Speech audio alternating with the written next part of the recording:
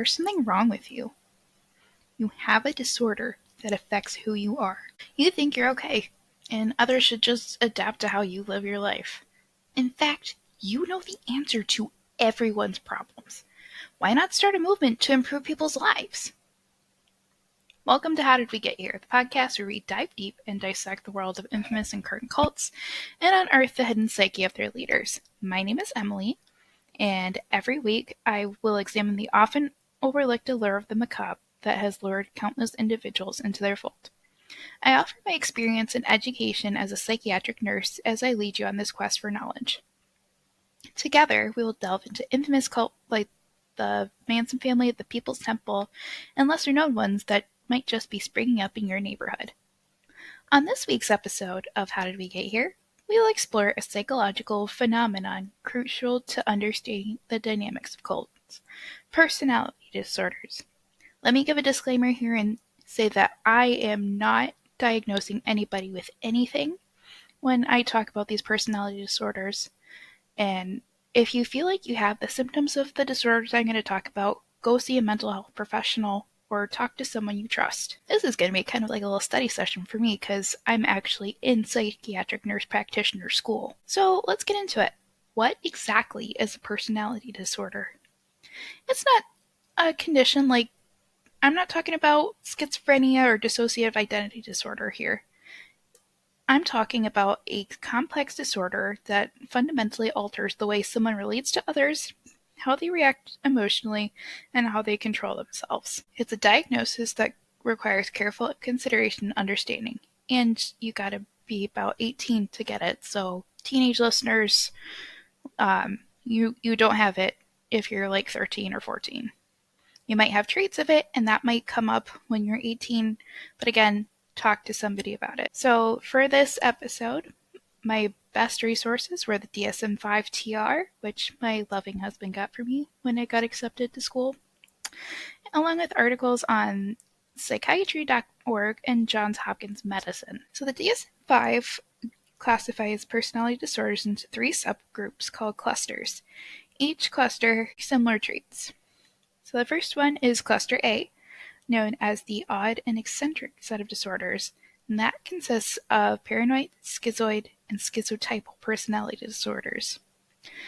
Again, this is not schizophrenia or even schizoaffective disorder. So the first disorder is paranoid personality disorder. It's characterized by pervasive mistrust and suspicion of others' motives, and it begins in adulthood. People usually believe that others are trying to deceive, harm, or exploit them without any evidence to support these beliefs. They are constantly wary of the loyalty and trustworthiness of others, and they're reluctant to confide in people due to fear of betrayal. They may interpret ambiguous remarks as threatening, hold grudges, and react aggressively to perceived slights.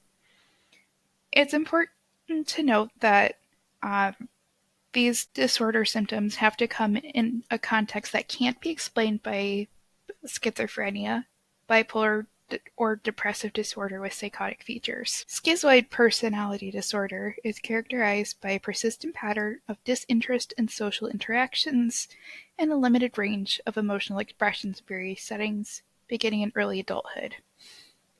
People with this disorder prefer solitary activities and show little interest in forming close relationships, including familial ones. They don't really feel any pleasure from activities, they don't really have friends, and they may appear indifferent to others' opinions. So this is someone who wants to be in a cabin in the woods away from people, and that's it. They just want to be by themselves. Then there's schizotypal personality disorder. It's marked by odd behavior, unusual beliefs, and social anxiety. These two also prefer solitary activities and people have a few close friends outside of their immediate families.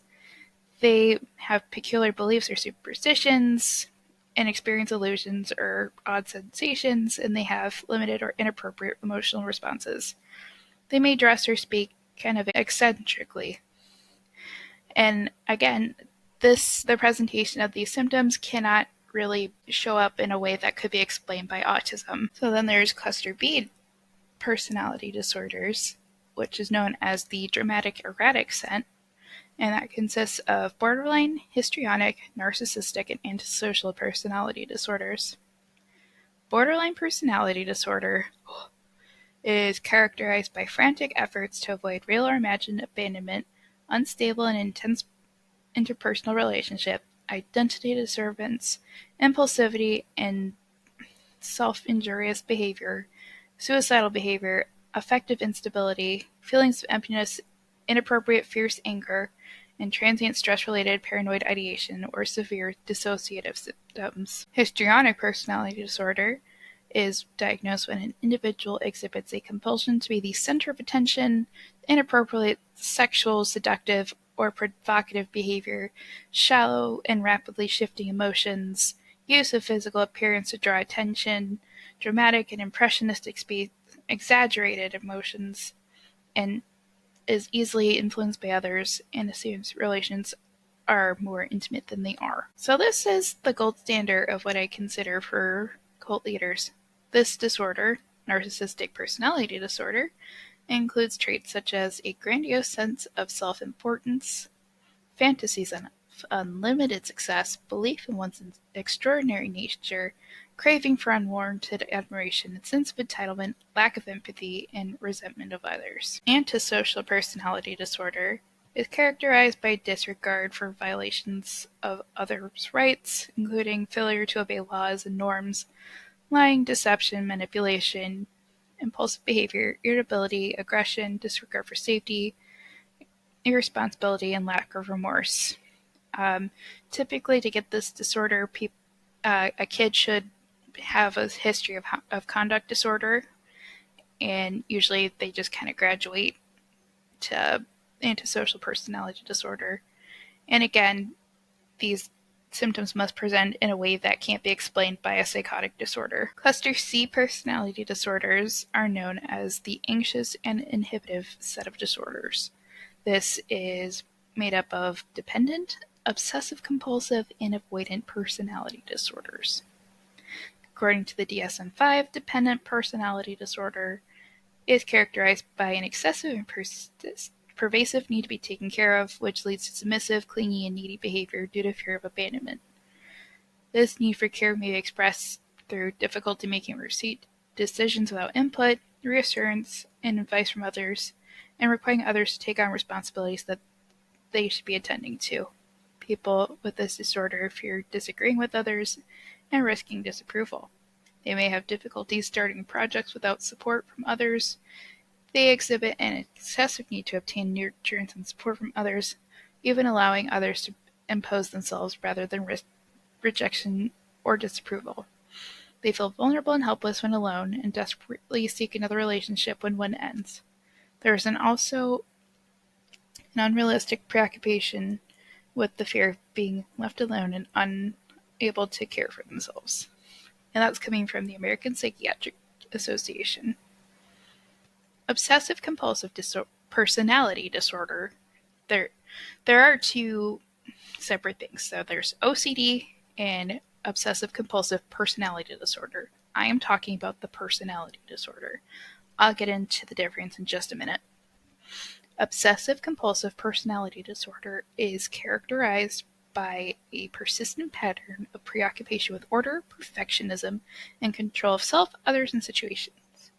The pattern is demonstrated by the presence of one or more of the following symptoms: preoccupation with details, rules, and schedules, organization and lists, striving for perfection that interferes with task completion, devotion to work and productivity, leading to the neglect of leisure activities and friends, excessive conscientiousness, fastidiousness, and inflexibility regarding ethical and moral issues and values, unwillingness to discard worthless objects, reluctance to delegate or collaborate unless things are done exactly as the person wants, a frugal approach to spending for themselves or others, because money is a safeguard for future disasters, and rigidity and stubbornness.